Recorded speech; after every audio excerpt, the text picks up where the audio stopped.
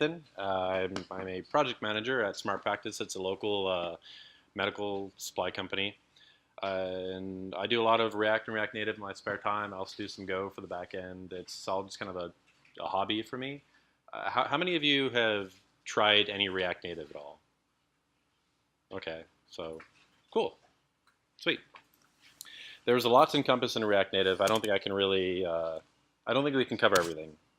There's, if you wanted to go with debugging or with just navigation, all those things could take 40 minutes if you wanted to get really in depth or talk about the bridge. So I'm going to try to go over as much as I can, going as low level as I can for what we're covering. I'm also getting over a cough, so just in case I cough, I'm sorry. React Native is a way to talk to Objective-C or Swift and Java while using React, which is JavaScript based. So you have an engine running and it'll talk to the bridge, give it properties for maybe your view or for styling, and it talks to a different thread, taking it away from JavaScript, and it takes away from that single-threaded nature that you usually get with JavaScript, so it's a bit more speedy than you would expect a JavaScript application to be. The component is just JavaScript based. Their motto is learn once, write anywhere, as opposed to write once, run anywhere.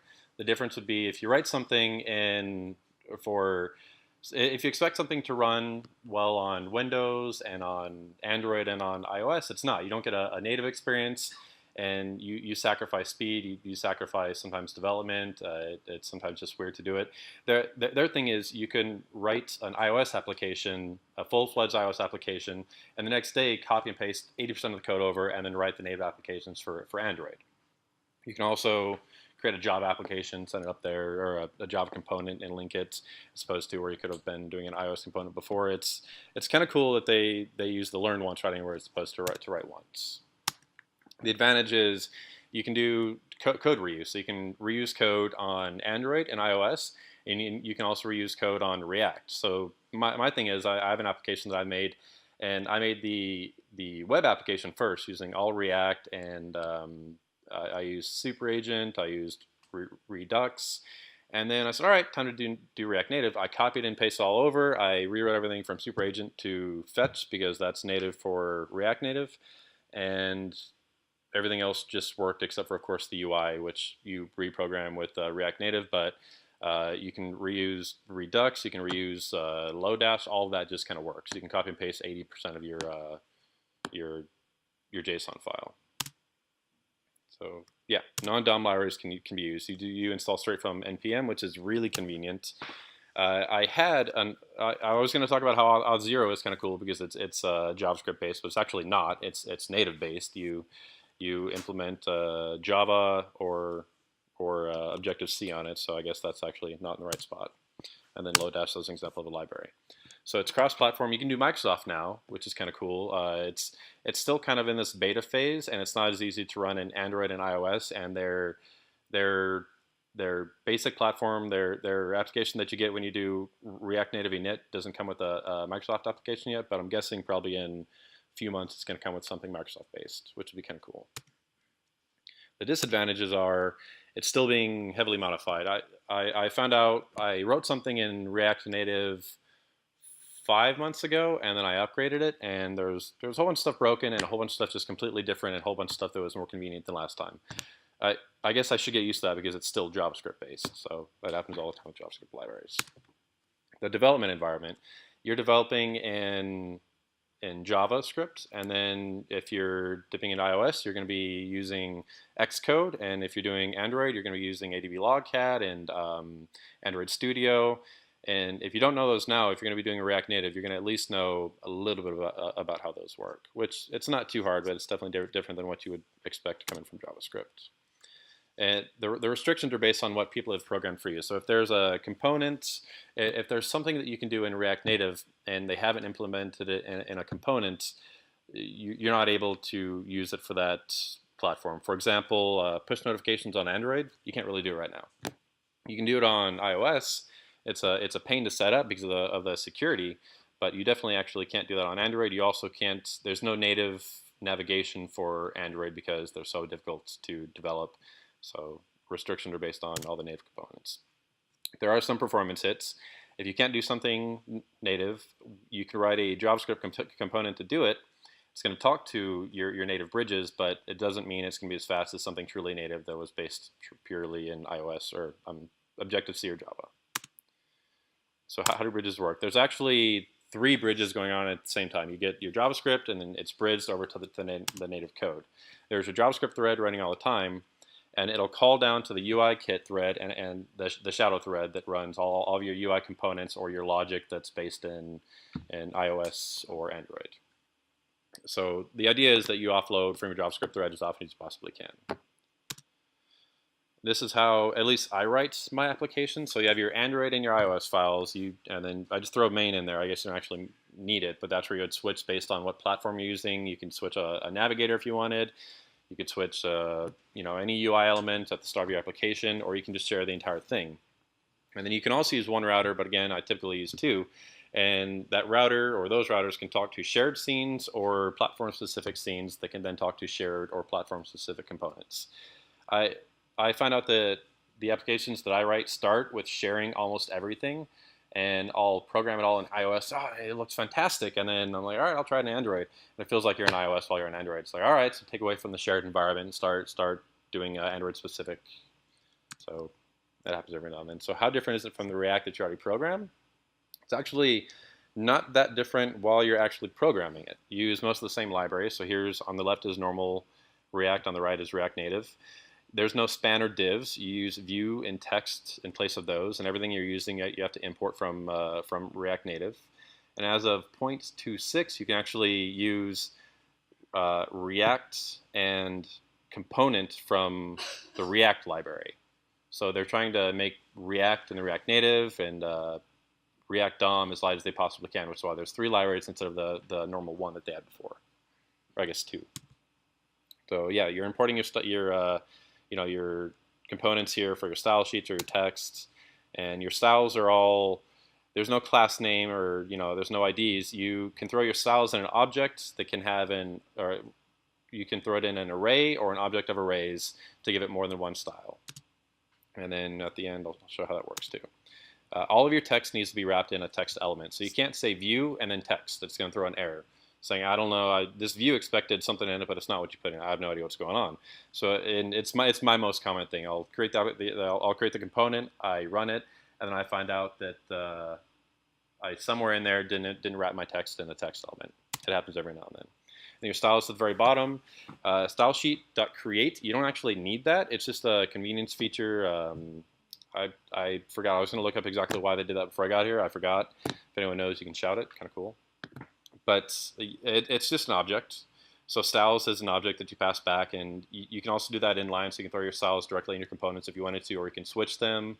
But that's just how styles work. You can't propagate it down, so you can't say the text within error message. You need to throw a style directly on that text element, and that's how you would style the text element. So your style sheets get pretty gigantic, and your React Native code has style implementations everywhere in it, as opposed to your React, where you can just throw 1 or 2 and then say the elements inside that. You can target those. So any questions so far? I know I'm speaking fast. There's a lot to go through. I'm sorry. This is the hello world that you get when you run React Native init. It just shows you this how easy it is. Here's your styles. Here's the view. Wrap it in text and start it up. You can start it up by running it through Xcode, or if it's working, React Native run and then Android or iOS, and that'll start it up in your emulator.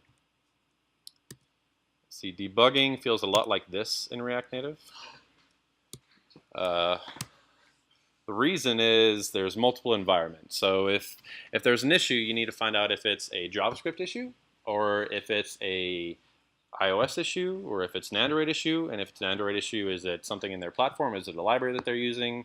How do you find out that it's an Android issue? Do you use Adb Logcat, or is there some other method? It's not as easy as just going to the browser and seeing what it output.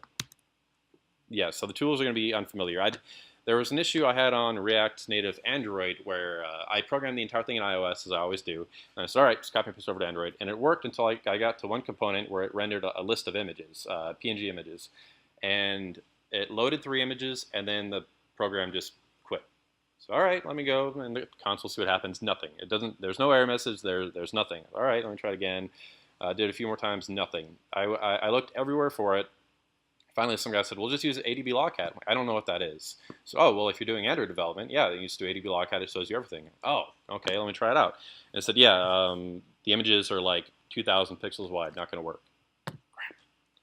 So those are the kind of things you troubleshoot for a while, then and then there's some tool that you never heard about because you're not used to programming in Java or Objective C or sometimes Swift. Yeah, and that's exactly what I just covered. React native errors aren't always troubleshooted the same as native errors. So you kind of start with troubleshooting JavaScript, and then you troubleshoot the native way. The noted issues, there's a few noted issues that are sometimes deal breakers for people. The navigator component isn't native, it's pure JavaScript, so every now and then you're going to get a bug that you wouldn't get if you were doing a native component, or not native navigation in Java or iOS. And the reason why they drop support for Navigator iOS, which is obviously iOS specific, is because they're pushing everything to be cross-platform. They want you to be able to program the entire application and just run it in both, despite maybe one or two things that are your choice to switch. So they had Navigator iOS, and it was pretty simple. It was pretty strict. Everything you did would be it would be totally iOS, and if iOS upgraded how their Navigator looks, then yours would update with it. The Navigator is not. It's 100% JavaScript. It's how you split your scenes now. And there's no navigator for Android specifically because apparently it's a gigantic pain. I've never tried it, never seen it.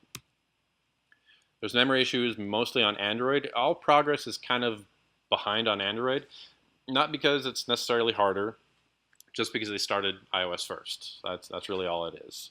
But yeah, memory issues for certain images. Some navigation apparently is harder. I have no idea. But I definitely found the images one after 4 or 5 hours. There's missed opportunities for cross-platform components. So a good example would be the activity indicator iOS and progress bar Android. They do the exact same thing, but they're split components. They should just be having an activity indicator that switches based on your platform, dropping down all the props to those. But they don't. It's up to you to kind of do that. And they're all noted. They all have tickets or get issues open, and they're working on them. And pretty much like every other release, something gets combined. After they do the release, sometimes they forget to do documentation. So you're kind of limited to looking at what happened on the code changes every now and then, or just relying on the documentation, which means sometimes you don't get to see some cool prop that they gave some component. I don't know. So let's look at a sample application that I made. Here's the debugging environment in Chrome. It's saying it can't connect to the network. It should be able to connect now. Where are you? Let's just reload it. So here's the development menu. You do cool things like showing an inspector, and you can click on it. It says, well, here's all the styles for what you're clicking on. To get started, blah, blah, blah. Let's see. Let's pop up the code for the main screen here. Presentation app.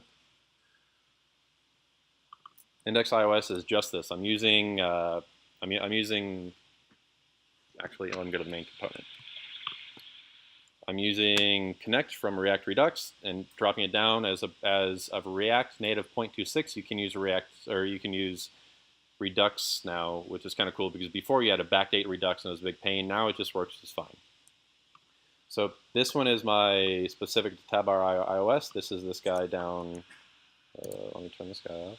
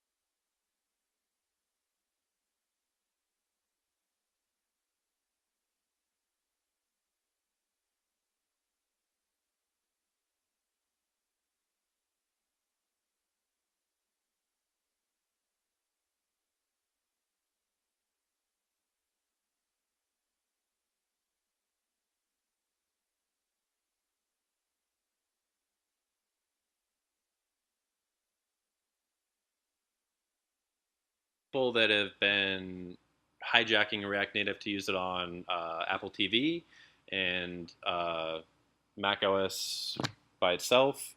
I haven't tried any of those, but the reading on them all seemed like it wasn't super hard to get that kind of stuff working. It all seemed really cool. So you can pretty soon, create your own TV components. I don't know how many of those people are going to be using, but I'd be excited to get that to work. And of course, getting it to work on here would also be kind of cool. Can you build your own native functionality and then use it with React Native? You can, yeah. So since it's using bridges, as long as it implements the React Bridge, RCT Bridge interface, it'll work. You can use that in Swift. You can use that in Objective-C. You can use that in Java. You can create your own, and it's not that hard. It's maybe like 14 lines of code to get it to be able to work with React Native, and then you send it to here, and you can import it with native modules. So your native app implements the RCT bridge, and then you send it over here to native modules, and then you implement native modules dot whatever you just made, and that's how it works. It's pretty neat. I'm learning Swift so I can goof around with that on iOS pretty soon. So you mentioned that you have to debug multiple environments. Yeah. Is it hard to localize where the debug happened, where the error happened when it happens in native code? No, not really. If it happens in native code, I haven't set this up, but if you, I'm going to break this real quick. That's a great idea. Let's see. Basically, I'm wondering how confused I'll get when I get an error and it's not in my JavaScript. So here's what an error looks like, and this is an error in JavaScript, but it looks the same when it's in native. And if you have in your path a text editor set up to use by default, if you open a document and it opens, when you click these guys, it'll open in your text editor where the code is. That happens in Java, happens in Swift, happens in Objective-C. So you can point, if the error happens, you can navigate to the exact line in the error where it happened. Okay, but you may not have a breakpoint in your native code. You may not have a breakpoint in your native code. So you That's true. Go across the bridge. I haven't tried it. I believe I've seen a few documents on how you can debug in the native environment. I haven't had to, but you can. But I can't go too much further into that. I don't want to. Yeah. All right. Anyone else? All right. So it's got live reload, which is kind of cool, except for it doesn't always live reload correctly. Here's what a console warn looks like. Yellow, and a console error is red. So you can actually dismiss all these guys. Every now and then, it's got the hot reload. Every now and then, it won't actually hot reload for you. It'll tell you it did. There's always these goofy things happen with React Native because it's kind of cutting edge. So it's always nice to just kind of reload your application just for fun, anyways. And then turn off. Statistics up on the top left. How Yeah. valuable are those? Like, are they just for play or? I have no idea. I found out about those 3 days ago. I was kind of excited, but I'm gonna. Yeah. I thought this part was really cool. You can see exactly how everything is styled. Thought that was neat. Oops. Oh, I performed it. Actually, that's a good question. I think it is. We'll find out in a little bit. So like you actually like to change the styles temporarily in there, kind of like that. Yeah. Let me Or do you just change it there? I'll change it here. So I content, background color.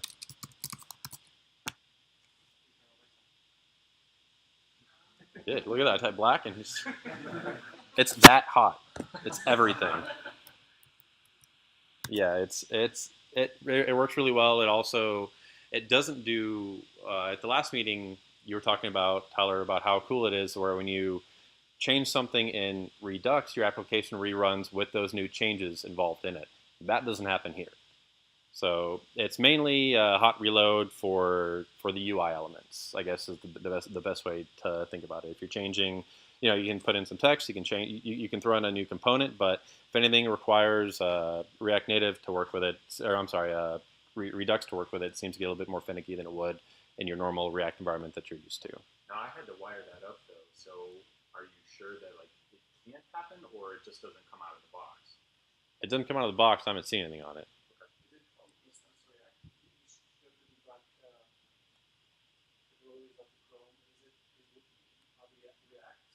extensions would be of that? They were. So both of them were, and neither of them are. Here's what the standard console outputs look like, by the way. Redux used to work with it. It broke with this release, and the React add-on also used to work with it, and neither of them do now. Nice. Improvement. Yeah, yeah. 2 steps forward, 1 step backwards, I guess. It was kind of funny because I'm like, all right, finally they. Well, it was kind of funny because they implemented. You can finally use Redux without backdating it to like a crazy early version in React Native. It was really cool, but now you don't get this. Like, oh gosh, so you have to go way back and use this, or you don't get this, and you're up to date. Well, I'm up to date. I don't get the add-ons. Let's go back to. So this guy is a component, is platform OS 2 uppercase. It says you are on, and then whatever platform you're on. So that's just that's an example on how you would switch your code. You can switch navigation on it. You can switch components on it. You can switch a loader on it. You can switch all sorts of stuff on it. That was just a quick example. So we're gonna go. By the way, down here, these are just icons that I selected for fun. They don't actually. These aren't my favorites. I don't have bookmarks. These are just system icon favorites. There's a list of ones that you can get, and they will give you the icon and the name for you. You can't do a system icon and your own icon, or system icon and your name. You have to do one or the other. So, if you did title Nate, it's not going to work. But that's like a built-in icon. It's a built-in icon. You don't have to do anything with it.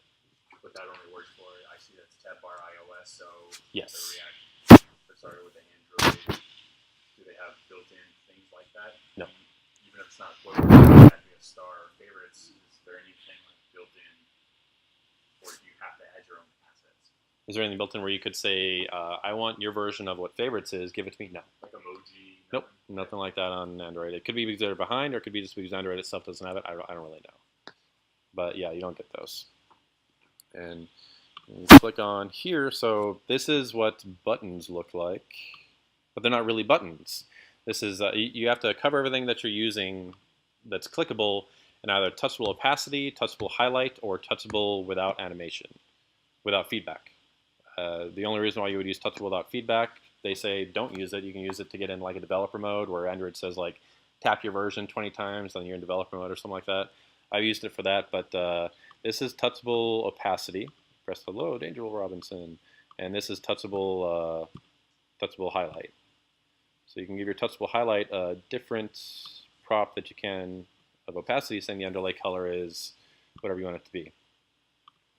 So there's no such thing as a linker button. That was mainly the point here. And then the other part that I want to show you is when you're going to animate something, there's a few tools that you can get to animate it natively. That's easier than it used to be, that's for sure. So there's pan responder, and it takes arguments called panhandlers. Thought that was hilarious. And there's also layout animation, which is a wrapper around pan responder to do. All that does is say, hey, the next thing you're going to do, animate it natively.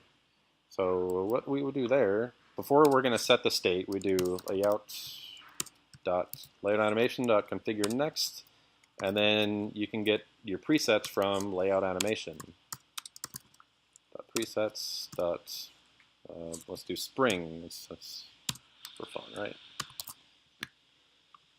So when it's done hot loading, there's your new animated as opposed to just springing back, or as opposed to popping back and forth earlier. And then you can console log those to see what their presets look like and create your own afterwards. It's kind of neat. I got a question about, so I did iOS development actually 3 years ago now. Okay. Oh my God, maybe 4. And at the time, I had just done some Android, and I thought it was pretty awesome because the way that you do layout on Android was XML based, similar to HTML and CSS, and I thought that was great. When I went to iOS, I was appalled that you had to basically do all the math yourself as far as laying layout. And I'm seeing some numbers here, right, with your new width and width. Just for making something a button or touchable, do you have to do math and get down to the pixel level, or can you make it easy and say like, this element, make it a button? All you have to do is wrap it in touchable something, and you give that an on press instead of an on click. And then in that on press, you can write your functions on what you want that to do. So this one is on press, it runs set box, and all it's saying is if your width is 100, then set it to 200. If it's not, then set it to this other thing. So there's no, you don't have to get down to pixel level to do any kind of, on click do this sort of thing. You do have to get down to pretty close to that when you're doing your pan responders, and I'll show that in an upcoming scene. Yep. So instead, add to that, it Oh. supports flex layout, and flex supports like half the screen or one third of the screen. Right. So you can use that instead of Right. Yeah, that's true. It's kind of Quite cool. a bit different than Flexbox on the web. I thought it'd be exactly the same. But it's different. that's probably a subset of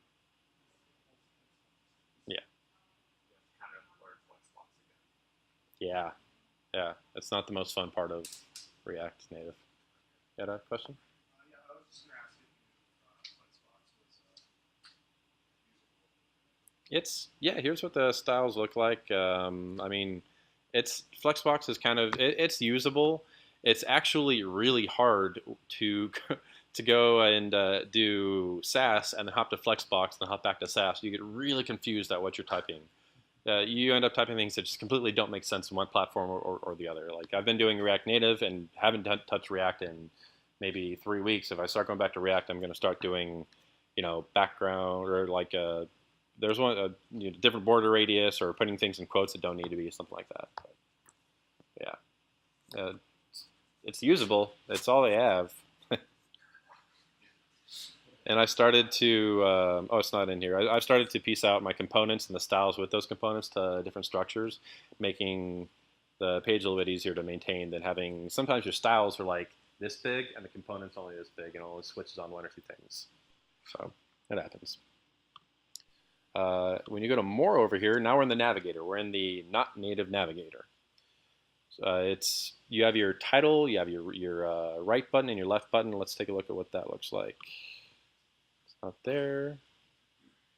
Is in, oh, maybe it is. Give me a minute, so I guess. Where are you?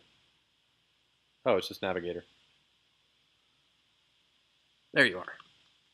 All right, here's what the navigator looks like. This works on both platforms. You have your navigator that will render a component for you, and what you're giving it is a navigation bar that is navigator.navigationBar, which is, you give it your route mapper function, and you can give it some styles. And then after that, you give a configure scene, which is only telling it where are you pushing or pulling the scene from, or are you popping it, or how is that scene coming into play. There's a handful of them. I just use float from bottom. I think that's actually the default. I just want to throw it in there so you guys know that's there. You can style the navigator as well. You give it an initial route, and then to render a scene, you give it the this.render scene.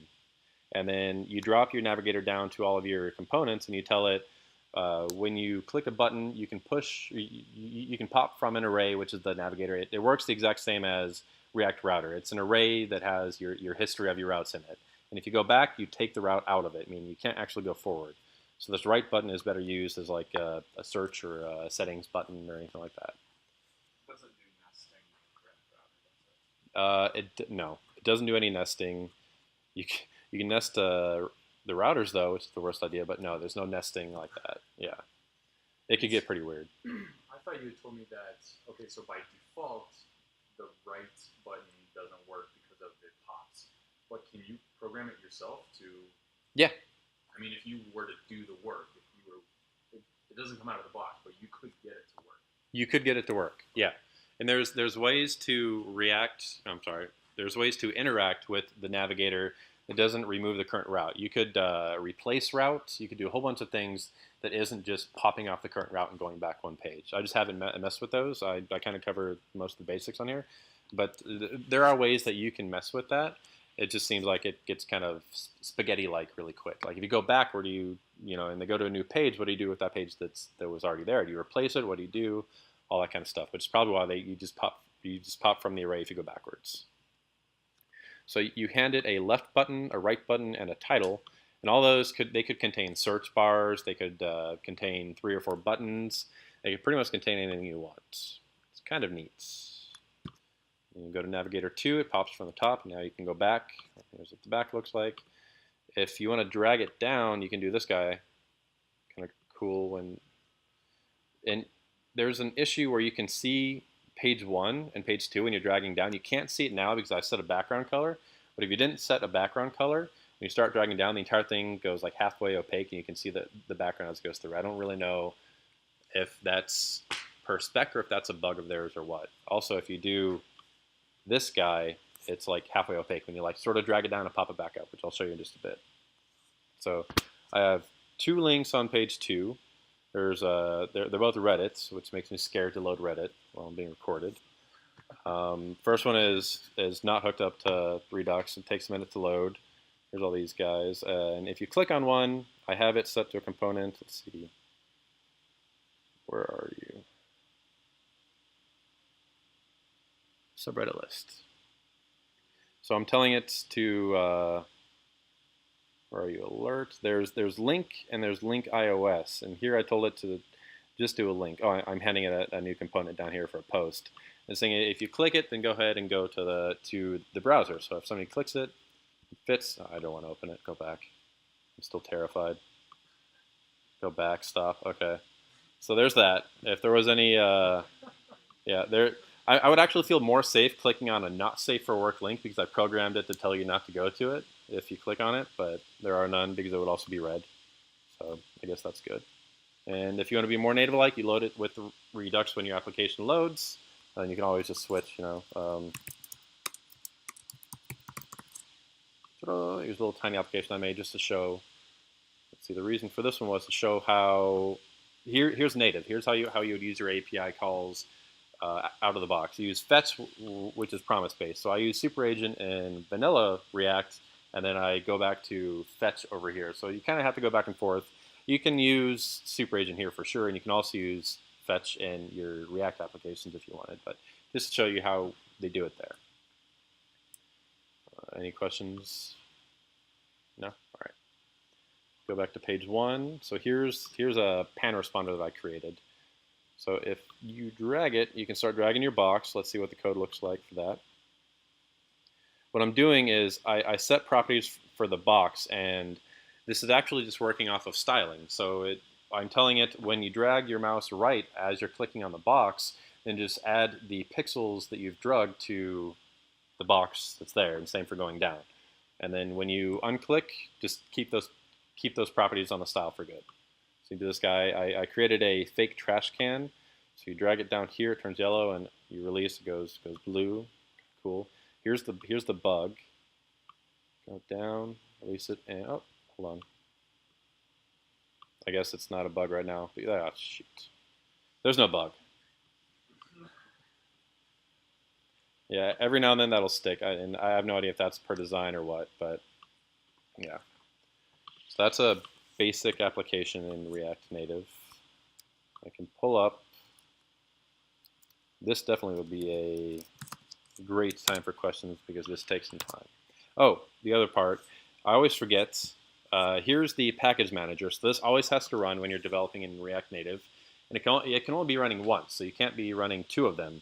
And it also won't throw an error if you forget to close it and you're switching an application or switching a platform. It will just silently mess with you. It won't load your application. You'll tell it to hot load, and it'll say, "All right, hot loaded," and nothing actually happened, or it'll just throw some kind of error saying you didn't register your application correctly. That doesn't make any sense. It's yeah, it's trolling you silently. All right. But this is an application that I'm making in React Native. It's not production ready. It's also not pretty. It's just something to show you that React Native can kind of do something cool and what I use it for. So I close this guy, start this guy. Genymotion, if no one's ever used it, that's your emulation device on Android. You get 1 device for free. The rest you have to pay for. So we're using Google Nexus 6, not by choice. It's actually... I actually prefer developing on Android now. I just like the emulator more for some reason. It's a little bit more buggy. Maybe I like the environment more. It seems more customizable to me. At least the methodology behind programming in Android.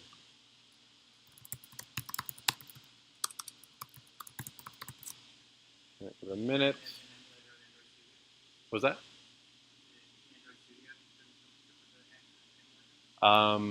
when I started learning Android Studio and Genymotion, no. They everything in React Native tells you to run Genymotion and Android Studio. So, and you only need Android Studio to update whatever code Genymotion is going to be using for you, anyways. I've no, it's or that React Native is going to be using. So, I haven't opened Android Studio since I installed it and updated it. It sometimes takes a decent amount of time to run. It's a bigger application. There's a decent amount of code here, so to package it takes some time. So, anyone have any fun questions? Nobody. All right. I'm not really sure why you said Android is easier to work with. I mean, I like Android too, but it's because it's Xamarin and Designer. Maybe I mean more enjoyable, I guess. So iOS is easier because they take a lot of decisions away from you. So when you create something, it kind of looks like what they want it to look like. That's fine. And also when you're following UX guidelines, you kind of want to follow that platform guidelines a little bit more. When I'm doing Android, it just feels like you get your drawer layout as opposed to a tab layout. Is it working? It's still packaging.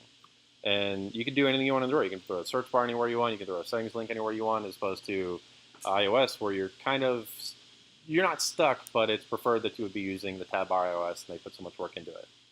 So maybe I just mean more enjoyable. Another thing I'm wondering is, have you done any Material UI stuff? Where you look Material UI through React Native? through like React Native and Material UI. Yeah, I haven't done any. There's a library out there that somebody created Material UI components that work with React Native in a Bootstrap-esque way. But I haven't done anything myself. I'm going to be starting pretty soon, but no, I haven't. Also, there's no, what does Apple call their version of UX? Human interface? I forgot. Yeah. Sorry. This is probably a good example of the hostile environment area. It takes forever to load some of the applications. And sometimes... One thing you could have done is booted this up a while ago, because I'm guessing the reason you didn't is because it used up a bunch of RAM. No, I didn't, because they both need the packagers. You can't run iOS and React at the same time because, yeah, they would just use the one packager and they mess with you back and forth. There we go. All right. Yeah? Oh. Yeah, it'd be nice. Here's my ugly login screen. I use Auth0, so you could log in with Facebook. So the idea behind the application is it's a silent auction application that I'm creating for work. For an event at work, not actually for work. And an admin can go on, create the event, and then create items, and a user can log in with Facebook or Google or their own email and password, and put it on the event key, and they're able to bid on items, and if they're outbid, they get some kind of notification. You can't get a push notification because Android doesn't support it, so I don't know if it's going to be text or what, but that's the idea behind the application. They're going to be checking out the swipe. This is Auth0. I implemented it because I went to a JavaScript meeting a month or so ago. What? Let's see. Ramsey warned me against live coding. Don't do it, man. Don't do it.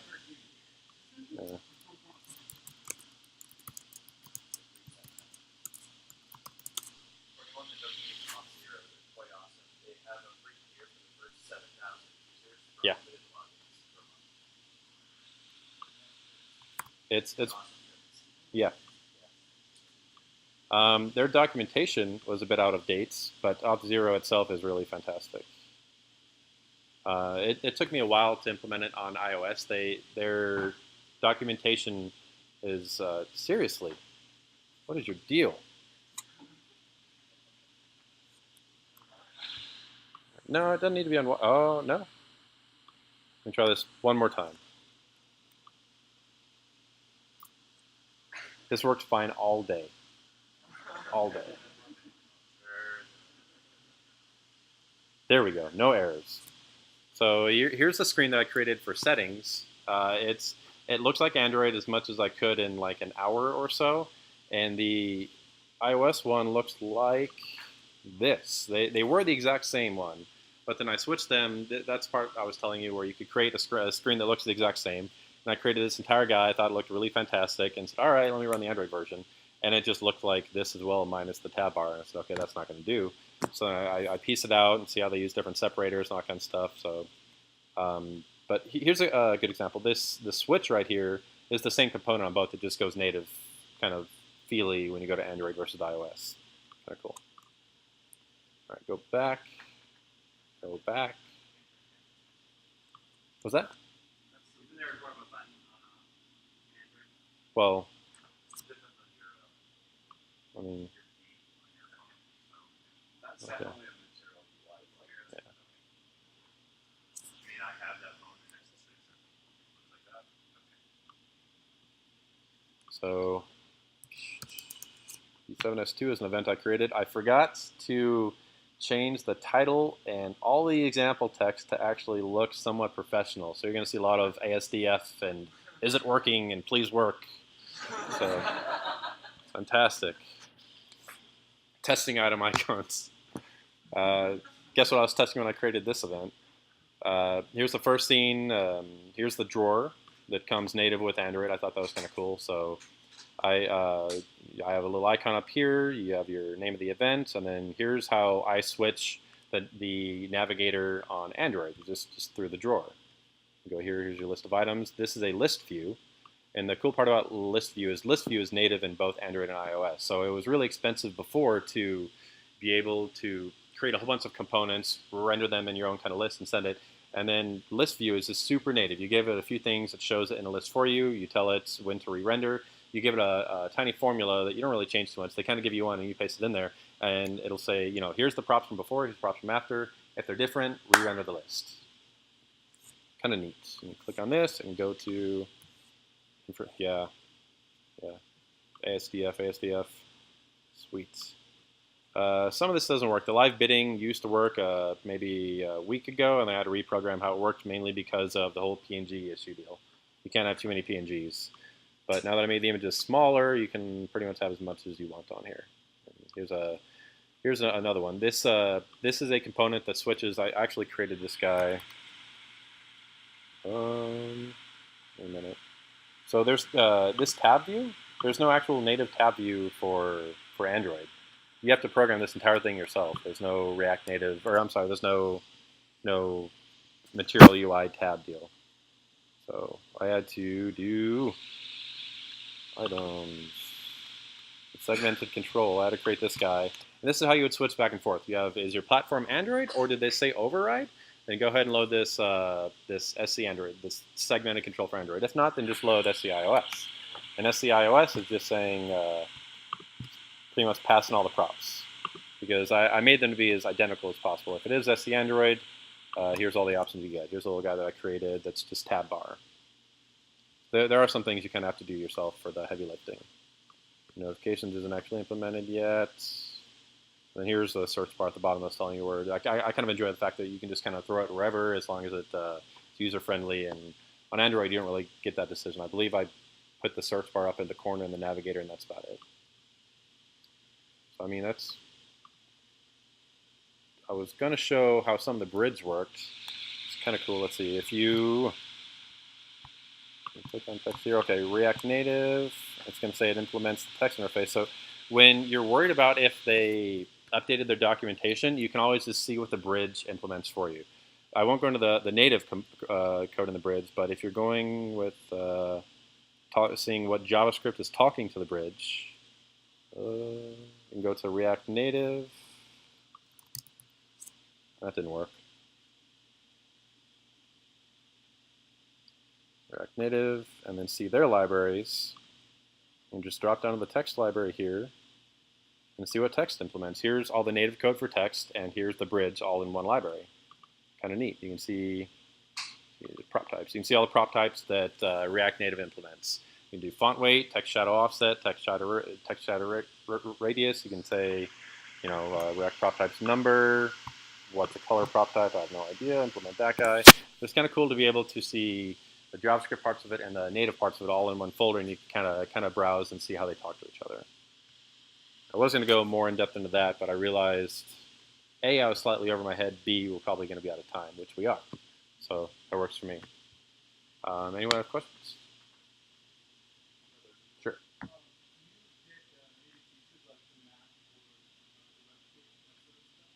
You, it does not include every feature. It only includes features that people have implemented or React Native has implemented. I don't recall seeing a map. What was the other one? WebKit? Yeah. Pretty sure there is a WebKit.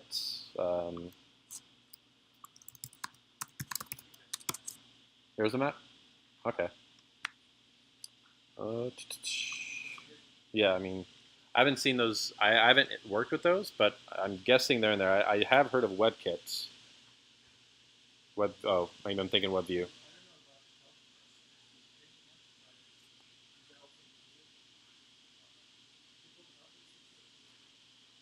What is it?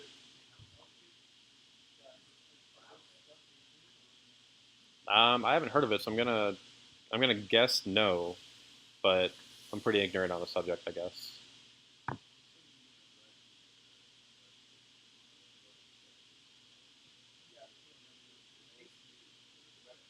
Oh, WebView. So when you say WebKit, do you mean just kind of like pops open in a browser, or?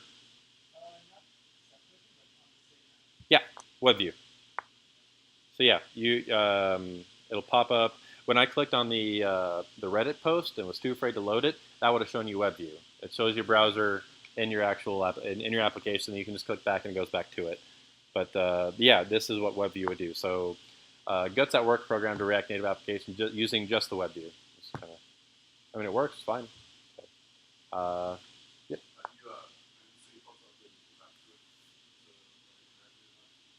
I haven't. I know you can. I haven't seen. I don't think I've seen any on specifically TypeScript. It'd be interesting.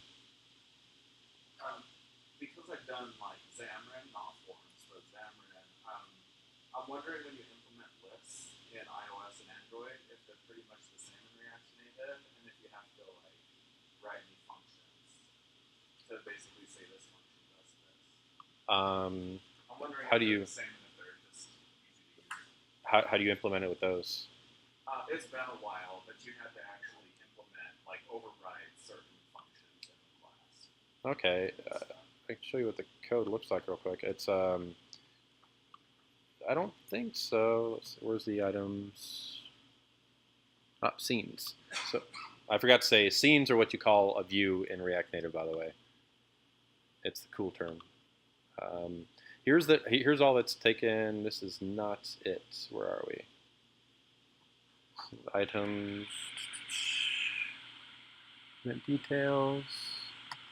Items wrapper. That's where I'm going. All right. So you say your data source is a list view data source, and this is the tiny quote unquote formula that they call it that they give you, saying, are these the same or are these not the same? Then it re-renders. And then you say your data source in your state is clone with rows this data source with the props. And then you can pass your data source dot whatever to your items. So render row item data to an item card, and your item is item data. That's all that's really required for a list on here. So you give it the source and it's shared code. Yeah. The props are the same. Yeah, exactly. The props are the same on iOS and Android. Yep. The package that you mentioned, is the package JSON, is it comparable? Can you put something in there, or is there some obscure magic going on that you haven't discovered? I don't think this is obscure magic. I mean that you're still up high in the JavaScript cloud when you're messing with your package or with your package JSON. There's no crazy code you have to put in your package JSON because it's at that point you're still dealing with vanilla JavaScript. So, yeah, exactly. There's an IE that was previously licensed and now it's open source called Deco. Have you played with that? No, I've found it hard to navigate away from WebStorm. Does it work pretty well? Have you tried it? I haven't played with it, but it's built for React Native, so you just drag and drop different components in, and you can play with all the different props that control styling. So it's got a view and you can drag a component over. That's kind of neat. It looks like it has emulated different as well. Oh, okay. That's really cool. Yeah. Wow, that's neat. So And it, all those conduits. yeah, gone. And that works. Did it say it works for Android and iOS? Exactly. Deco. That sounds kind of neat. No, I haven't messed with it. I'll have to mess with it tonight. Yep. Yeah. You mentioned you're Nice. having some problems with PNGs, and you also mentioned the idea that some people have deal killers or deal breakers. Are you saying that you're not considering that a deal breaker for you? Yeah, I'm not. I mean, I put myself at blame for loading images that would work on a Retina desktop for an iPhone or for an Android. Uh, I put myself at blame for that guy, but no, the PNG issue isn't a deal breaker. The deal breaker would be things like navigation. Like if I had Adb Logcat, it would yell at you every single time you transfer scenes, telling you, "Man, this is crazy. You actually, I'll probably show you. You skipped 10 frames, skipped 20 frames, skipped 30 frames." And it tells you speed up your code. People are going to see this, man. Let's see. That's not it. Let's keep this guy up. Let's reload the application. So this part is off 0, transferring scenes very slow. I don't know how they use their navigation, but I don't control any of this. So I just they use lock, and you tell it lock.show, and then after it's done, you send it somewhere else. But when you hide lock, watch this guy. All these crazy errors over here that I can't control, and at the bottom it says you skipped 30 frames, and then more errors. Skipped 81 frames. That's crazy. So I think they're probably using the native, or not the native, the standard navigator that you get, and maybe it's an older version or what. But there are times when the deal breaker would be performance in rendering your scenes back and forth. That's kind of a pain in the butt. Kind of wish there was better. I kind of wish they used Navigator iOS and some kind of Android navigation and wrapped it together. But I've heard that the thing is that Android navigation is ridiculously hard. I've heard. I don't know. That's what I've heard from multiple people. I've read online that's why there's never been a native navigator for Android on React Native. It's because they couldn't find a way to make it work well, cohesively. I have no idea. Any other questions? Nope. Cool. Well, that's all I had.